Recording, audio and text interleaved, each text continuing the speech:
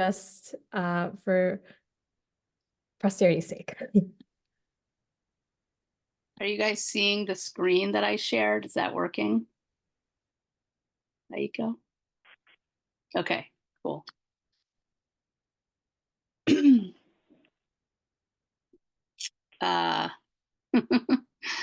So hi, I'm Kristi. Do you want me just to say something?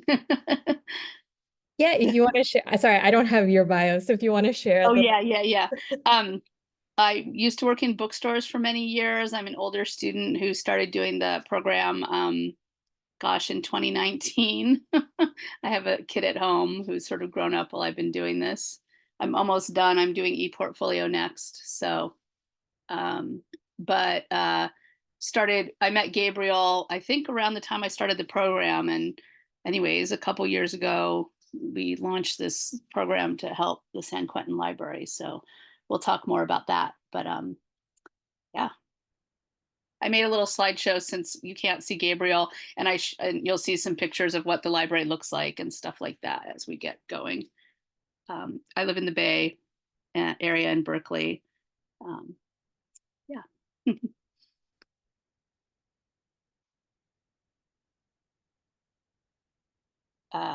Let's see. Uh-oh. Okay. There we go. So Gabe, I'm showing the first slide. Mostly this is just so we don't forget to cover things, but okay. I think I cut out for a second because I couldn't hear. Oh, I just introduced myself, and Aiko introduced you a little. And I'm showing the second slide that is our topics that we were going to cover. Are you cutting out still? Uh-oh. This happens sometimes. Gabe?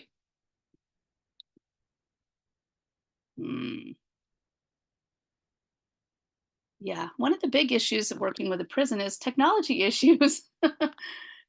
Gabriel, are you there? Do you want to call? It looks like I don't see that his phone does not look green. I think he needs to call back in. Why don't I just start? Oh wait, yeah? Can you hear me? No.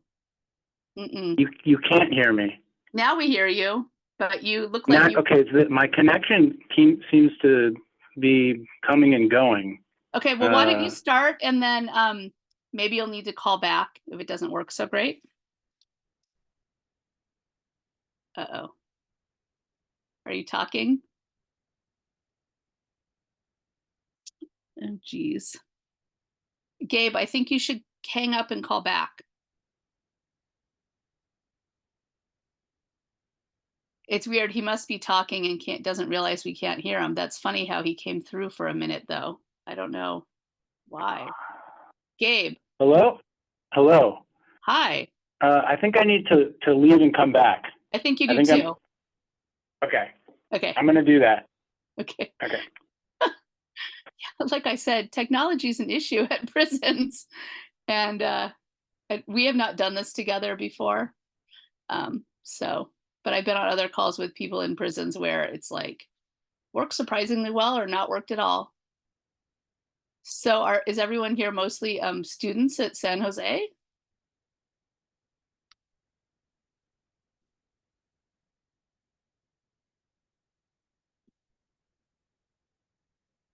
Oh, I can't. Yes, you're getting a lot of thumbs up, and yes, it's from the chat. Okay, cool. All right. So on this first screen, you can see, I'll just talk while Gabriel, you're going to let him back in when he calls back. But so this top picture is what the library looks like. That's like the patron area. Although we just got new furniture, so it looks a little different. And then you can see in the second picture, this is the counter, and all the books, all the stacks are behind and not in the patron area. So it's very different than a public library. Gabriel. All right. Can I be heard now? Yes. Oh, thank God. So I was just explaining Kristi. what these two pictures were. So if you want to talk about, how the library differs from a public library. Sure. I think on a basic structural level, it's divided into two libraries, a law library and a non-law library section, which is colloquially called the rec library. So that's one difference, I think. And then, as Kristi was saying, the stacks are separated from the patron area. So historically, that the access to the direct browsing access is restricted. But what we've been trying to do more and more is to bring people back, and with the library staff functioning more kind of like docents, helping people browse and find stuff. But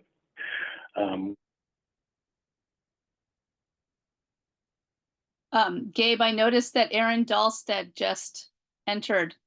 So Aaron used to work with Gabe, and maybe he'll chime in too. He now works at Sacramento Public Library. Oops, I didn't mean to do that. Sorry, everybody.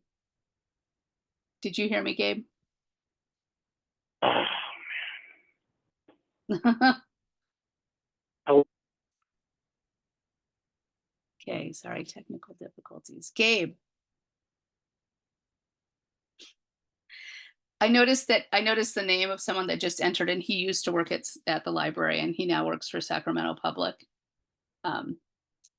He could maybe chime in, especially if Gabe has a lot of problems. It seems like he got dropped again because his phone is not green anymore. Oh, Gabe? Oh, jeez. Aiko, if you see Aaron Dahlstead with a D-A-H-L, maybe allow him to speak too or talk, because he stopped working at the prison about 6 months ago or so. For sure. Yeah, Aaron, I think if you would like to speak, I think you should be able to unmute. Oh, okay. Yes, hi. Sorry, I just joined in, but I. Gabriel, I hear you. yeah, I'll mute again. I think I have to maybe go outside the walls or something like that and try for my phone. Can you still hear me? Yep. We heard you for a Or while. maybe I should just chance it and stay where I am. Yeah, it's okay. Go ahead. Why don't you talk? And Aaron's here now too, so he could back you up a little. Okay. So you want to talk Aaron more about the Dahlstead? library? Yeah, Aaron Dahlstead. I saw his name come up on the screen. Oh dear. Aaron, how long have you Hey, been gone Aaron, how's from it the going? library? Yeah. It's going well. I'm just getting off of work at the new place, but I saw that there was a meeting with you presenting, and I thought, I want to learn what I've missed in the last 8 months, 9 months. Well, hopefully you'll be able to hear about it. So Aaron, maybe you can see my yeah. slides, but these are the things we're talking about. And there's about 40 people on the call, I think, Gabe. So, oh, wow. Awesome. Yeah. Well, if I drop out, maybe just, I hope there's a way to signal to me in some way if my connection drops out again, but, okay. Has it dropped out yet? No, you're good. You're good. All right. Thank God. So okay. I think we could talk about the spatial concerns and the tech challenges. Right. So, okay. So one unique aspect of the library is that oh man. Like right when he gets to the juicy content parts. And I don't know how to message him because I can't, he doesn't have his phone in the prison is the thing. So like he's on their line. Well, I will just start talking until he chimes back in, and I don't know how to tell him because I can't text him. So making sure that the right. Gabe, you cut out for a really long time. No, I don't know if he heard me. Okay. Sorry, this is slightly a disaster because he can't, I think he's talking, so he's not hearing me. Right. So spatial concerns are just that the library is really small and the stacks are all behind the counter. There's a very small law library, and then this is the rec side that you're seeing in the pictures here. Gabe? Oh man. I mean, I don't work at the library, so Aaron did work at the and library. the library is kind of the last vestige of the non-networked incarcerated person access to non-networked computers. So there are plans for us to transition to a networked system at some point, but we are still, so that's probably the main technological issue that we face. Gabe, you did drop out there for a while. Oh no. Yeah, I'm not sure how to signal you when that happens because I can't Okay. text you. But you're there again, so just Yeah. don't say anything. Maybe I should run out to maybe I should go outside of the wall and try now. on another phone. It's working now. Okay. I do apologize. So that was the main technological issue. And then just in general, communicating with incarcerated folks, who don't have email or they don't have email that I can communicate with them with. So it requires a lot of, face-to-face interactions and a lot of meetings. And am I still audible? Yeah, you're still on, but who are Okay. you talking about?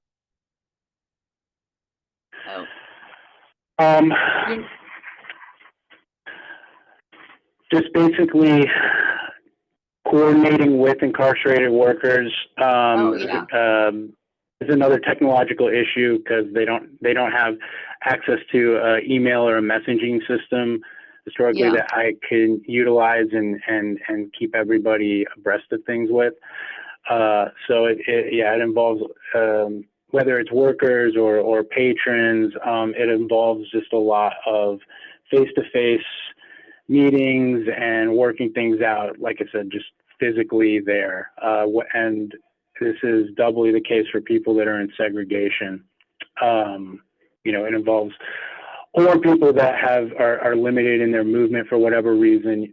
So a lot of the work that I do involves me going to the various, cell blocks, doing, cell front interviews with people who sometimes people aren't even able to leave their cell sometimes.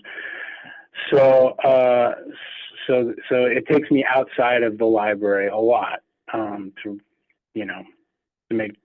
figure out like access issues regarding whether it's access to the law library or the rec library. Yeah. Okay. This is maddening because I don't know. No, you're when you're good now. You're good now, okay. And it seems to be working. Okay. So you kind of hit on working with the resident library staff, but I always think it's interesting to hear more about that. And that's related to what you were just saying. You mean working with the staff or the patrons? Working with the staff, talk about the staff and the resident staff a little bit. Because did you say that already? They're the ones who run the library, basically. Yeah. And there's 12 of them, 12 to 14 resident staffs and 4 librarians. Yeah. Yeah, and there are, there's designated law library staff, designated rec library staff, a couple people that are, floaters, and they're generally the front line when it comes to working with the patrons. A lot of it is me working with the staff to make sure that we're all on the same page about like best practices for assisting the patrons with like computer use, for example. So we do have networked computers in the library that patrons can use. And the main tools that they use, those computers, is like LexisNexis Law Library, and then a limited sort of reentry resource search engine. And a lot of patrons, they have limited computer use. So, you know, some of them have been incarcerated for many, you know, decades. And, you know, for most of that time, they had very limited access to computers. It's not, computer access historically in prisons is not like as widespread, I guess, as it is outside. That's changing. But I think that change just started happening recently. So there is a lot of working with the you know, incarcerated workers, incarcerated staff, to get them to, and like I said, making sure that we're all on the same page about the best way to help the patrons utilize that technology. Right. And there's like a paper catalog still, right, Gabe? Yeah. Yeah, Like, we still use through a paper catalog. Yes. Now, I am going to be moving, I just got the okay to move a computer out into the patron area, so patrons can, but this runs up against the kind of a spatial issue. There's limited space out there. So, but this gives me an opportunity to shout out Kristi and all the amazing work she did for us, which involved redesigning and furbishing, or basically just like refurnishing, I'm sorry, the entire patron area, which, so here's, I guess, a little window into, you know, California correctional system is that when it comes to furniture, we are only allowed to use the budget when we, you know, using budget to purchase furniture. We're only allowed to use the internal furniture production system called the, you know, Prison Industry Authority. We're not allowed to go to outside vendors. And the quality and options are extremely bad and limited. And so that's where Kristi kind of enters into things and allows us to do so much more and actually get like professional grade, top quality furniture that can be designed to fit our library. And she helped us acquire all the tables to refurnish our entire patron area, and it's been a huge, just an incredible improvement. Would never have happened without Kristi. Like I said, Right, because we can donate stuff. If there's a mechanism for that. So come again? I'm sorry. Oh, I was just saying, because we can work around those limitations by donating things. And Exactly. Through the nonprofit, we were able to like get donations to buy 11 new tables and a couch and new chairs. And so coming back to this thing about, you know, the spatial issues that we've had historically in the patron area because of the bad sort of interior design, that has improved dramatically with Kristi's help. And so now we can, you know, now we are more able to move, you know, we can move out more computers into that area. So for like the first time, patrons can have access to like an electronic catalog, although a lot of them still do prefer the paper one, just to, you know, how to have it. Yeah. But, you know, with moving out that computer and getting them that, you know, additional access to the catalog comes more of the working with the incarcerated staff so they can work with the patrons and help them, you know, utilize this new resource. Because as I said, the technology for a lot of incarcerated people just using it is like daunting. A lot of things that we take for granted, like the ease of use, is not, you know. Uh-oh, I think you dropped out again, Gabe. There's a question in the chat, Kristi, if just to expand a little, maybe about the San Quentin. Oops, I'm sorry, I'm not really monitoring the chat.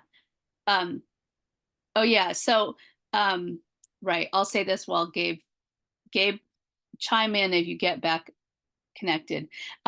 Right, so Gabriel works at San Quentin, and he's the senior librarian, and he works with 3 other librarians who are staff there. And then there's the 12 resident library staff who really, you know, they're incarcerated, but they really run the library. That's their job. And then I am a student, and I got interested in prison librarianship, and I started a nonprofit called Friends of the San Quentin Library to help out as kind of a different model, because I've actually been volunteering for the last 10 years with the Berkeley Friends of the Library. So I was familiar with the model, and I've also volunteered with programs like Prisoners Literature Problem, and other prison related book related things. So it just kind of made sense to start a Friends of the San Quentin Library. So that's how we've been able to. So I go in once or twice a month, meet with the librarians and the library staff, and help them basically acquire more books and collaborate with other librarians, and we'll talk more about that. But yeah, so that's how we were able to get the new furniture. This is old furniture that you're seeing in the pictures, and things like that. Did I let's see. I am back, but it does keep cutting out. So I think maybe I should try to find a phone outside the wall. Okay, if you want to do that. There was just some questions in the chat about who I am and how I was related to the library. So I was answering that. All right. I'm going to find a phone outside the wall. Dahlstedt. Okay. He is a great resource. Maybe Dahlstedt, you can speak on your experience working at the library a little bit. Yeah. I'd be happy to. Can you hear me? And I will find another phone. Good luck. Aaron, we can hear you, and I will be sure to answer some of these questions later, which Gabe, of course, can't see. But go ahead, Aaron. Everybody calls each other by their last names in prison. That's why Gabe is calling him Dahlstedt. That's right. Force of habit. Aaron. Yeah. Aaron. Okay, I'll be back. People by their last names. Sorry, I'm just pulling in my house here. Okay. What are there any specific kind of questions to look at, or just kind of general? Well, I'll just, so they're asking about, folks in the chat are asking about literacy rates at San Quentin. I mean, I've heard from one of our incarcerated library staff, who's done some work on this, his name's Kai, that, you know, most people are reading below an 8th grade level, although that actually is somewhat true for the general population. But there are, you know, a lot of literacy issues. Aaron, you might have more specific statistics, but people are also asking, are there any literacy offerings? And on the next slide, we were going to talk about the peer literacy mentoring group, which is a project that the library helps support. So there are some things, and actually we just have been working on a grant specifically to help that program and the library get stuff for, you know, literacy, like Spanish speakers, English as a second language, and literacy learners. I don't know exactly all the right terminology for that stuff. So yeah, there are some literacy options. And, you know, one of the things about San Quentin is that they have a lot better programming than a lot of other prisons. And so there is quite a bit. There is quite a bit going on in that vein. And Aaron, do you want to say anything about that? Yeah, briefly, I'd like to. That there are, the library at San Quentin is directly tied to the education department. So there is a lot of like coordination and balance that can happen there, and usually does. So that is a great benefit to the librarians there. Also making sure that we've got a large variety of books that are appropriate to the audience. So for a lot of literacy, you find children's books, you have young books. So it's the trick is then finding books that are appropriate to an adult learner. That is also a challenge there. Yeah. And then working with making sure that the classrooms where a lot of the language learning is taking place have tours and access to the library to make sure that the students are made aware of the resources that are available. That's, from what I remember, the primary way of introducing the books to people was to say, hey, they're here. And people because people who are learning would not come to the library on their own. They would need to be told it was there. Right. I'm looking at the chat questions. And we are going to talk about the peer literacy group and the adult basic education and stuff on the next slide, and how hopefully Gabe will hop back on here, and how you guys are having things like appropriate book carts at those that offer specific things for like the classes and things like that.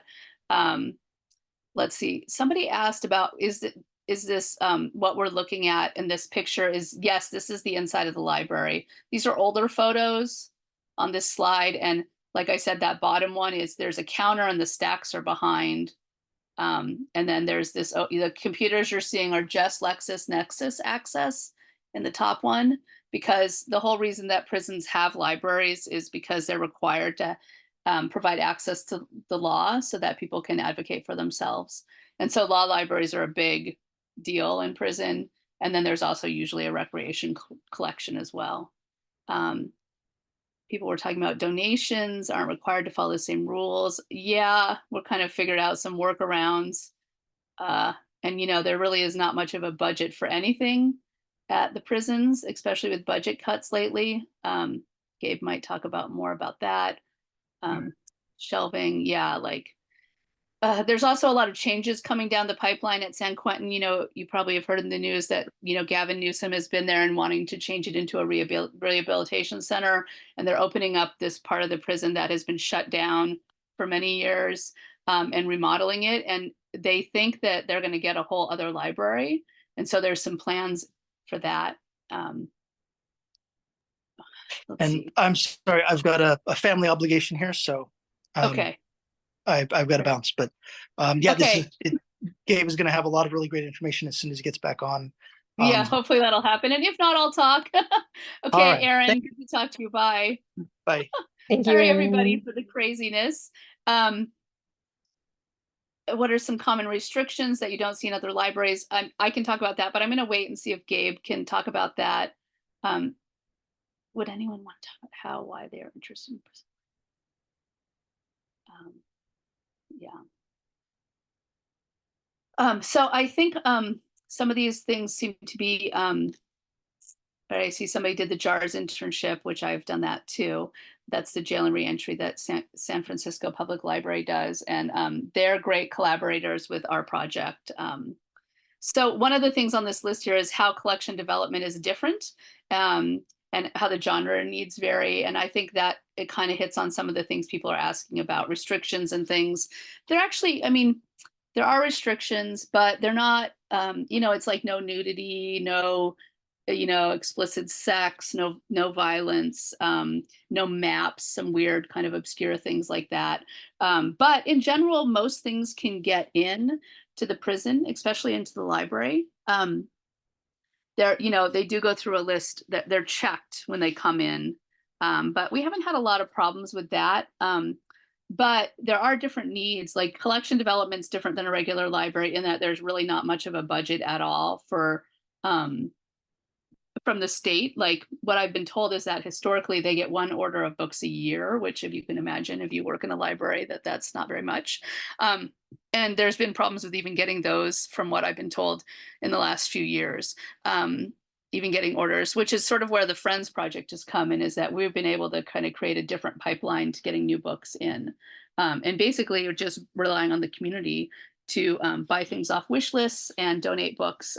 But somebody asked about donations, is we are careful to not just take anything because we want folks to have interesting, current, you know, relevant books. In terms of genre needs being different than what, oh, I think, no, I don't know if that was Gabriel. Gabriel might be trying to call back in. in terms of genre needs being different, you know, there's a lot of things like Okay, vocational I'm back. training. You're back. Yay. Aaron Yeah. had to leave. So I've been winging Okay. it. I'm talking about how the collection, well, I've been talking about, I've been going, I don't think you can see the questions in the comments, Yeah, but just people were sort of asking about, just relay them to me. Yeah. yeah, common restrictions that you don't see in other libraries, and what's the library budget? Things like, I don't know if you want to mention that or not. Yeah. I kind of just said So, something about that. yeah. So common restrictions in terms of content, you meant? Yeah, I mean, I sort of said the thing about, you know, no sex, violence, stuff, and maps, you know, there's. Yeah. So I guess, so I think, yeah, there's certain categories like pornography. Yeah. I don't know how to make a rope ladder book on that would probably be banned. Like anything about, anything that I guess, yeah, anything that would be pornographic material, or something that would be overly instructive on like constructing contraband or like escape paraphernalia, which is, you know, a little bit of a vague thing, but And then somebody was asking, are the books usually recent, relevant, or does it tend to be dated based on donations? So we could talk about that. And then I was just starting to talk about how our genre, like prison library genre needs, are a little different than public libraries. So if you want to talk about those two things, like book quality getting into the library, and then genre like stuff. Yeah, the specific offending pages of each of the banned book. Again.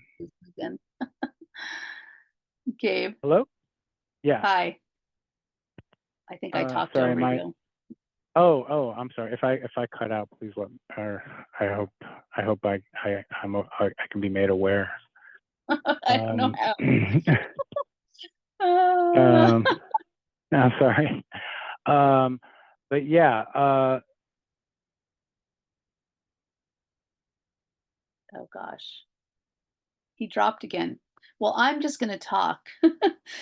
So genre needs that are interesting and different at a prison library are that there's a lot of vocational training type stuff. GRE and education related books are very popular. And also, let's see, genre, vocational stuff. Yeah, planning for GRE. Specific like CDL, which is commercial driver's license, like there's been a lot of requests for that kind of stuff. You know, think people are thinking about what they want to do when they get out and planning for that. There's also a whole genre of like recovery and re-entry related books that folks ask for and need. You know, that'll be everything from like drug abuse stuff to sex offender stuff to just what reentry, and because basically preparing for the parole hearing stuff. And we get lots of books for the library related to that. Hi, Gabriel. Yeah, I'm back. I'm trying to find see, here's the other quirk, I guess, about this place is that they block like cell phone reception because of all the contraband phones that are just like scattered everywhere in the prison. So yeah, and we're finding out about that right now. I'm going to move to the next slide, Gabe, and so that we can leave some time at the end for questions too. So this next slide has well, I guess you're probably not looking at the slides anymore, huh, Gabe? I can see the presentation. I think, yeah. Let me just. Can you still hear me? Yep, we can hear you right now. It's working. Oh. Uh-oh, I jinxed it. So, Gabe, talk over me if you start being able to hear me. So we did talk a little bit about supporting other programs at the prison, and there's a mention there of the peer literacy mentoring program, adult basic education, and then also we've done a little bit of supporting other CDCR, that's California Department of Rehabilitation and Correction libraries. Hi, Gabe. Hi, I'm still here. I was just talking about PLMP and adult basic education, and don't you guys have book carts in some of those places with particular books for those populations? Yeah, we do. We have like collections, just you know, mini collections, I guess you could say, all around the prison. So it includes book carts at in all the buildings. Oh man, we did not know this would be such a problem. This, like I said, this is our first time collaborating together on this. So apparently, you know, there are a lot of contraband cell phones in the prison. Yeah, you cut out again, Gabe. So now I'm kind of confused because I think I'm gonna need to try to call back again. You know, Gabe, I can just take over. It's not that big of a deal. Actually, why don't we just, while we have you, people who have specific questions for the librarian can ask those, and then I can try to answer your questions. Okay. So if people want to either put those in the chat or just unmute themselves and ask, and we'll spend a few minutes doing that while Gabe is still here, and then I can finish up. Do people? I'm physically on the call. I don't know if I can be heard. We can hear you. Or we could hear you. Well, somebody's saying in the chat here, the Copperfield's wish list on the Friends of the San Quentin Library website gives good indication of what people inside want to read. And that's very true. This is like, because I talked about the you know, kind of the practical books, but I didn't talk about how much sci-fi, fantasy, manga, all that stuff, graphic novels is really popular too. Gabe, you cut out for a second. Yeah. Does anybody have? Gabe? I'm gonna try something else. I will be right back. Okay. So yeah, of course, there's lots of just fun genre reading that is really, you know, manga's like the most popular thing. And just like Westerns actually are really popular, especially with the older population. So you're seeing some pictures here of one of the things that's really started to happen, I think, since Gabriel came on to working at the prison, gosh, in 2018 or 2019, he started up a literature book club as a program there that's been popular, and they try to read a different book from different genres each month. They've sometimes even had authors come in, and then since the Friends organization has been coming and helping out, there's been a lot of collaboration around programming. So that's really been skyrocketing in the last few months. And folks there, this you'll see in the bottom picture next, that's Gabriel on the far right at the bottom. And next to him is Charlotte, who's another librarian, formerly at SFPL and now at San Quentin. And she started a needlepoint program because it's like the craft she's good at. And that has been hugely successful. I go in often on Friday mornings and the library is jam-packed because there's so many people involved in that program. And actually, it's a lot of the Spanish speaking community doing that. And you'll see some of the needlepoint up there in the top left corner. And so that's been great. It's actually going to be expanded to include embroidery, and they're trying to start a knitting program as well with some folks from the community. And so that's been great. And actually, we're working with the Marin Poet Laureate named Francesca Bell, and she's doing some art shows on the outside of this needlepoint work and other work from San Quentin. So if you email me, I'll get you on the list to get info about that, because these are some things we're collaborating with the Mill Valley Library around that. And so you'll be able to see some of these needlepoint art there. Are you there, Gabriel? Yeah, I'm here. I think I'm good now. Oh, wow. Where did you go? You sound great. Far away from the prison. Okay, bummer. Yeah. Out into the parking lot. Okay. Yeah, staring at the bay right now. So I started to, yeah, you sound totally clear now. That's amazing how frustrating that was. So I was just talking about what some of these pictures are, the needlepoint I didn't talk about the kids book fair yet, but maybe you want to talk about connecting with local groups and bookstores and local librarians.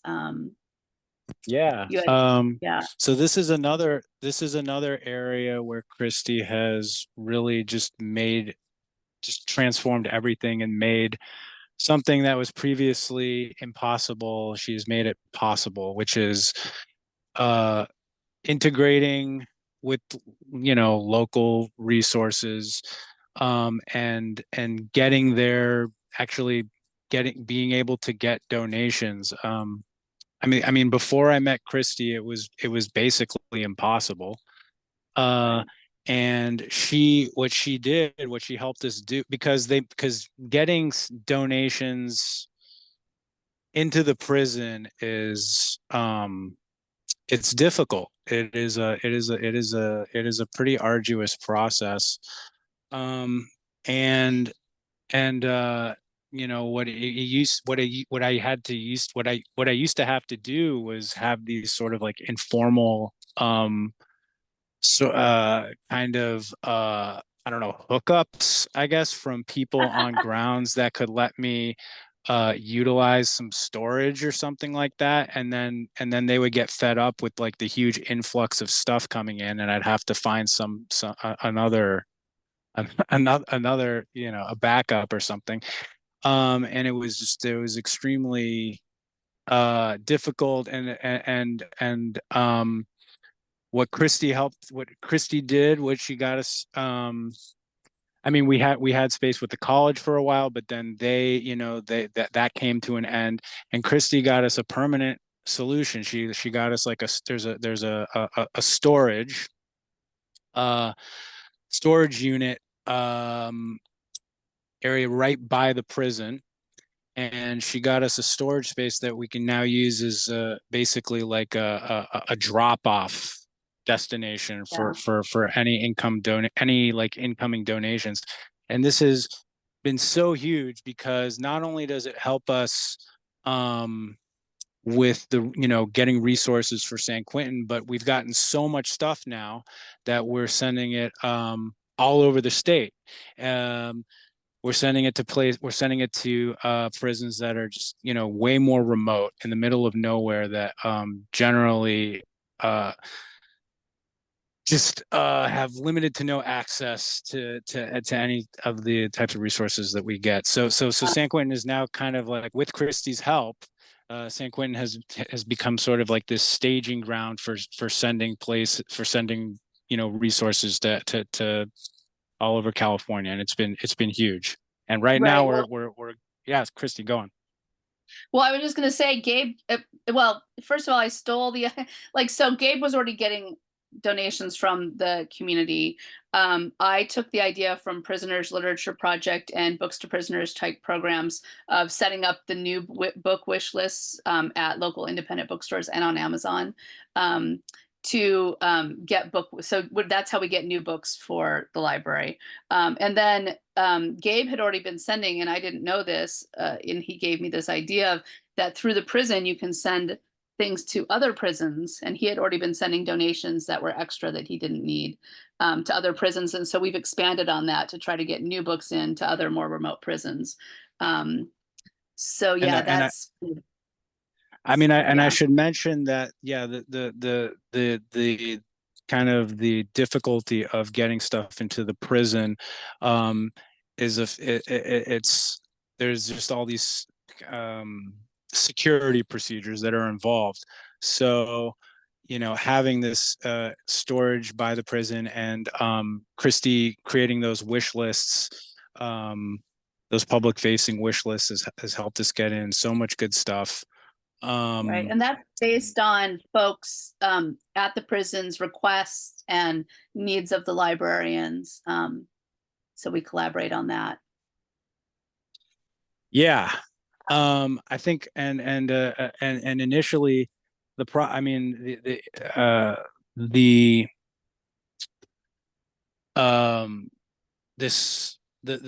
sending stuff to other prisons was something that I kind of came to me out of necessity, because of Kristi's help, we were able to oversaturate basically San Quentin with books to the point where you know, the custody management was raising issues about it. So it wasn't necessarily something, it wasn't it was motivated more by this necessity than like a desire to help out those other places. But it turned out that there was just a bottomless well of need, you know, and some of these other prisons that were, like I said, way more remote. San Quentin is quite fortunate compared to other prisons. So we really only have maybe 10 minutes or so.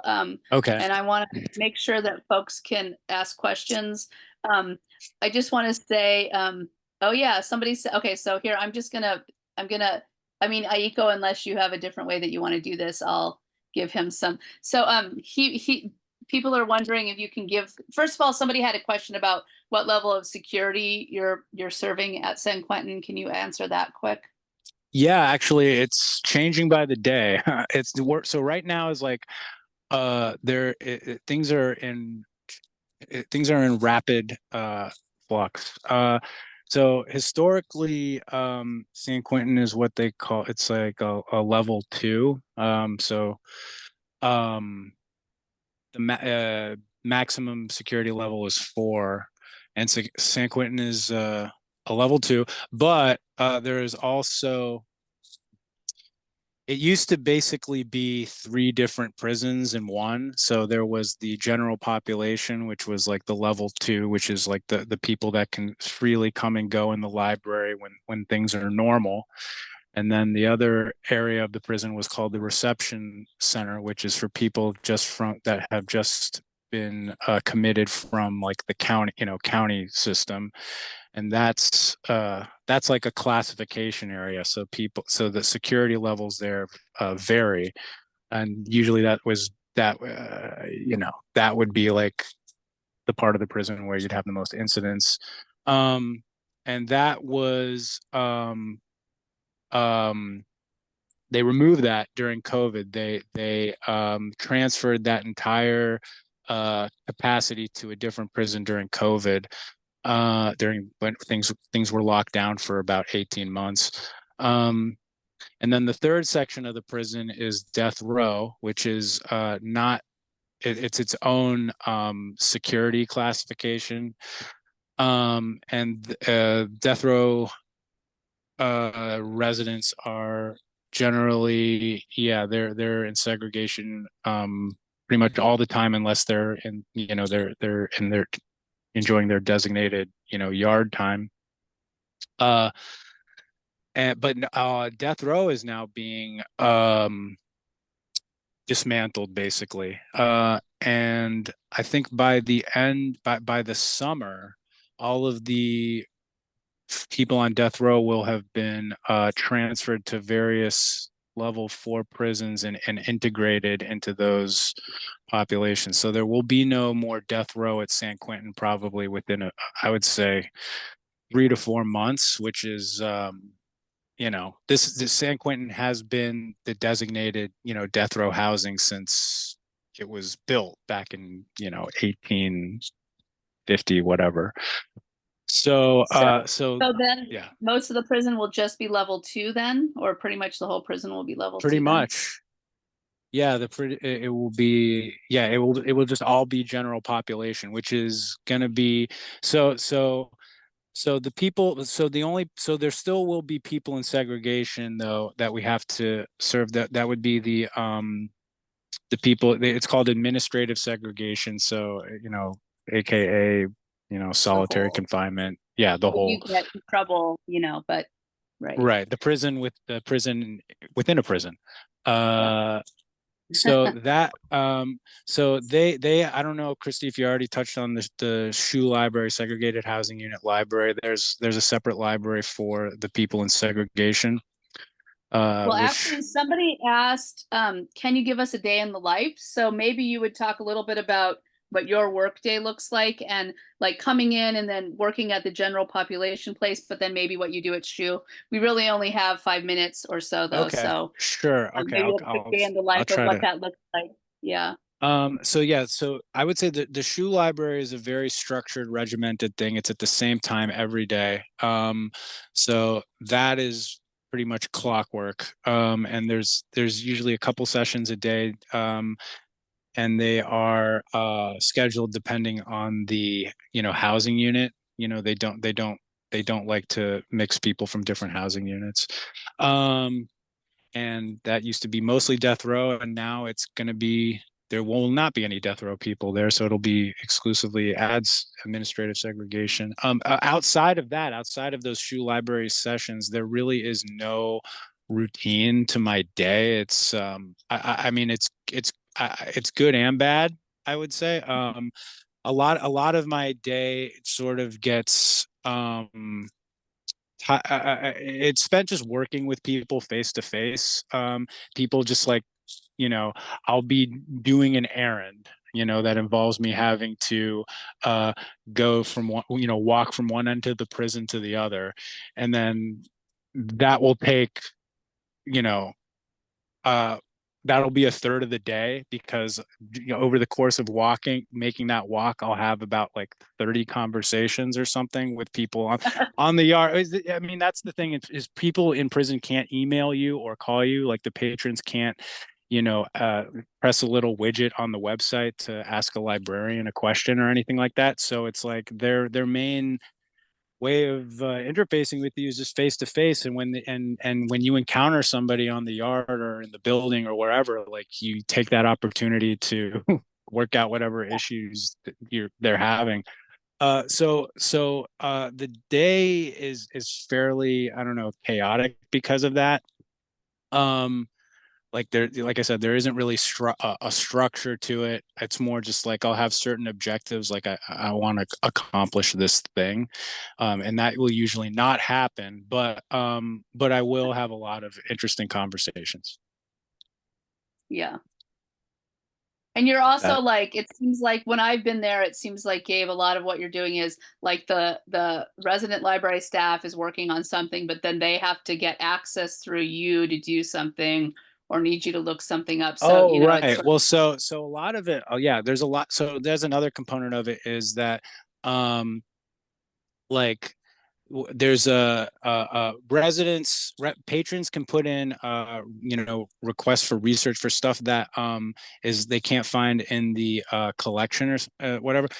And this is a thing that, like, I kind of it can take up a lot of time, and I try whenever possible, like whenever we get these inquiries, to sort of turn, my approach to them is like, whenever possible, like, how is this something that can be, my thinking is like, how is this something that can be integrated into the collection somehow, so like they're not having to deal with an intermediary in order to get this type of thing. And sometimes it's impossible, because if it's like, I don't know, some kind of current up to the minute information, obviously it would not be in the, but a lot of the time, this inquiry, this process of submitting inquiries to staff, it's like this iterative process of us taking these in, and we respond to all of them, but like a lot of them are integrated into collection development, basically, I guess. Yeah. So that's a big chunk of my day as well. Yeah. There was a question about and then maybe we'll wrap up, but the literature book club, what have been some of the favorite titles from the group? Because Gabe does work closely with that group. Yeah, what have been some of the I know what I bought for you guys. The 3-body problem, I will say, that was probably the least favorite. Oh, really? But interesting. Yeah, no, they really were not pleased with that one.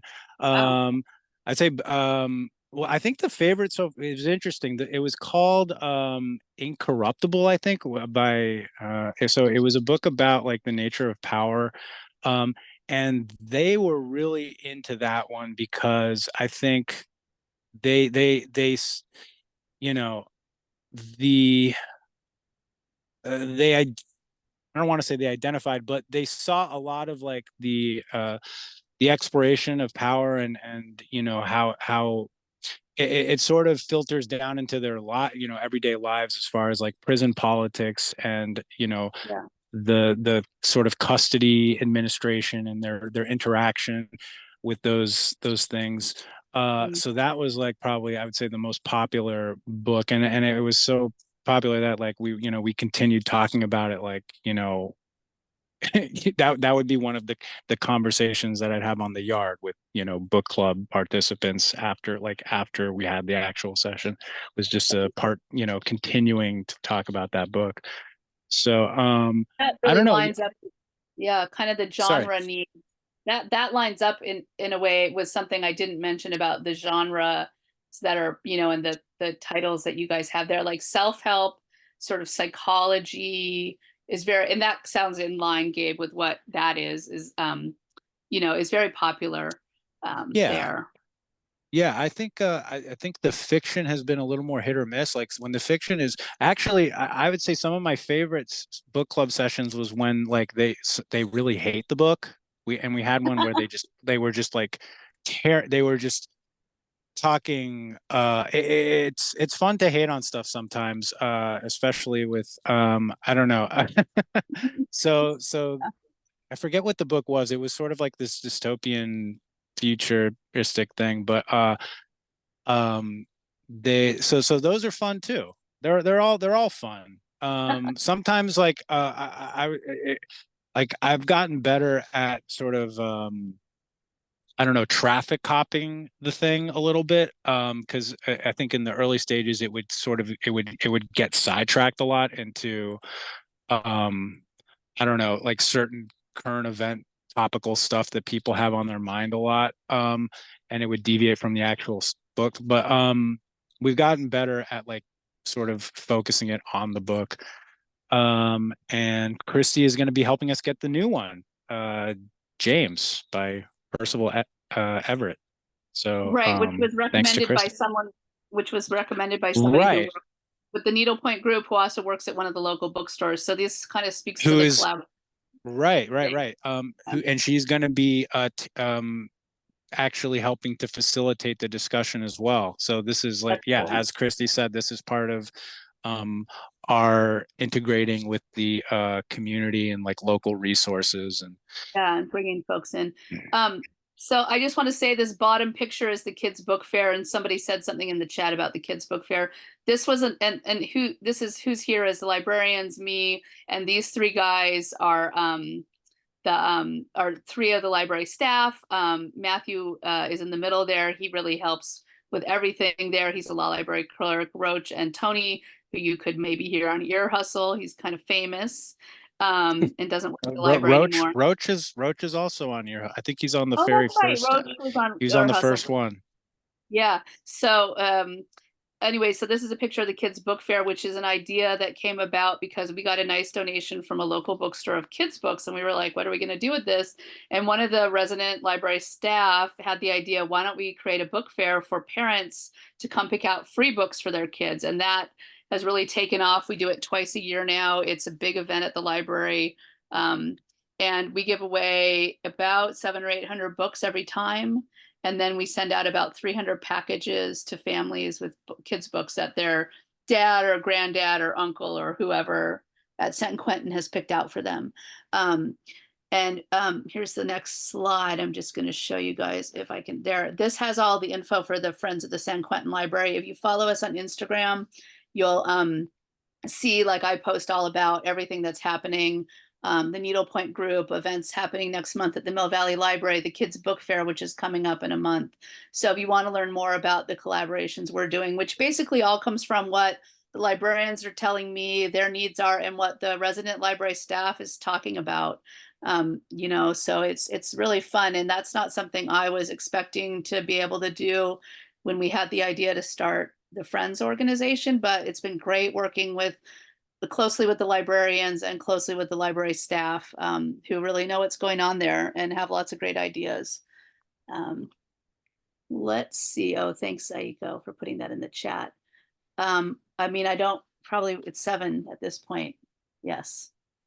Is there anything else? Sorry about all the tech issues. Yeah, I'm sorry about that. I'm sorry. We'll figure it out better for next time. Yeah, I'm learning.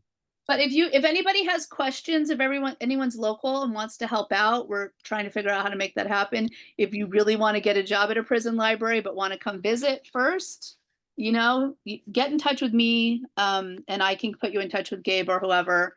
And we like to collaborate and hear other people's ideas. So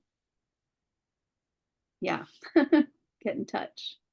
Yeah, appreciate everybody's patience with the technical There's a lot stuff. of thank yous, and it was good even despite technical difficulties. So Yes, yeah. thank you so much, Gabriel and Kristi, for speaking to us. And yes, that sounded very frustrating, and so sorry you had to walk around No, so it's- much. We figured it out in Yeah, the it's end. Now, okay. now we It's know what to okay. do next time. Yeah, I got it Go down. outside the walls. Yeah, Aiko, thank you so much for inviting us to do this, and appreciate any opportunity to talk about the library. The contact info Aiko put in the chat, but then you can also see it on this screen here. You can email me at sanquentinlibraryfriends@gmail.com. There's also our link tree, which has all of our links. So, and Aiko put it in the chat too. So yeah, and Gabe's email, you can get it from me. So just email me and I can forward questions to Gabe. All right. Great. Thank you all so much, and have a wonderful rest of the day. See you all at right. ePortfolio in the fall. Bye-bye. Bye.